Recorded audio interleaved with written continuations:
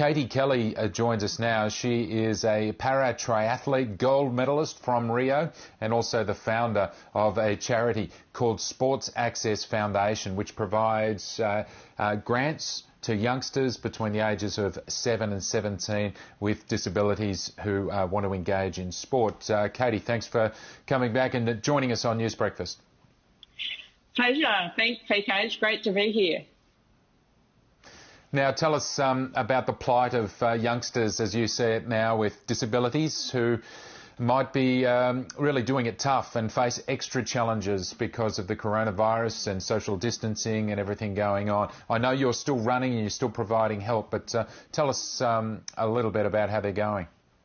Yeah, so Sport Access Foundation, we traditionally provide sporting grants for kids with disability, as you say, and during these COVID-19 times, as we all know, we're facing extremely unprecedented challenges, and you can imagine young children, whether they might have physical or intellectual challenges or hearing or vision loss, there's always that additional barrier or challenge that they have. And particularly in these times of social isolation, they might not have access to their normal sort of services or modified equipment or their programs that they usually have access to. And it's not like you know, all of us might be able to, some of us might be able to just go outside and play around or go for a walk or a ride. And additionally with homeschooling, and we know a lot of the kids are having to make huge changes to their technology and the way they're communicating with their teachers, and they're not getting that one-on-one. So Sport Access Foundation, we know that this is a real priority, is their physical, their mental and their social well-being.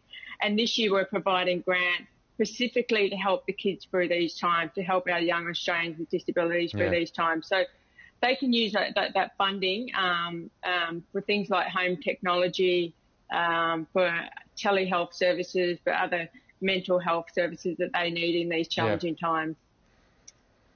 Well, and it's going to be really hard to compete, isn't it, and get their training up. I know that they're not just really young people that you help, but some aspiring Paralympians as well, and you're indeed training as well, Katie, for next year. Now you were going to retire after the Tokyo Paralympics, so you've got another year. How hard is it to train and to try and get that competitive stuff done?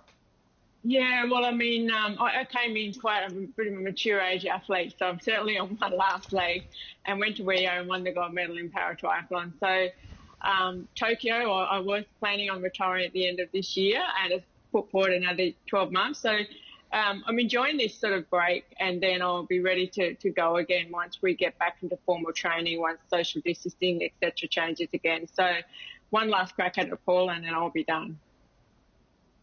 Yeah, and do you feel like the Paralympic community has been able to communicate and sort of get their head around what's at stake in the next 6 months, say, as they still try and train, and it's particularly hard with social distancing for those of you who need partners to train?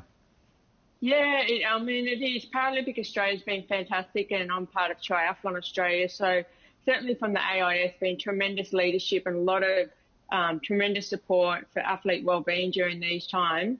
And, you know, in my environment, we're catching up every week on Zoom. Our squad is doing their own training at home. And for someone like myself who's visually impaired, you know, I train indoors a lot, but I'm not able to train with my guide, Brianna Silk, at the moment on our tandem or do any swimming, etc.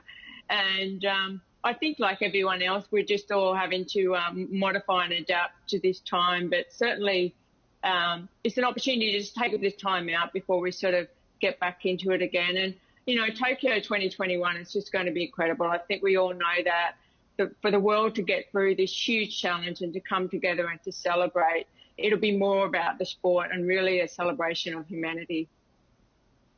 Yeah.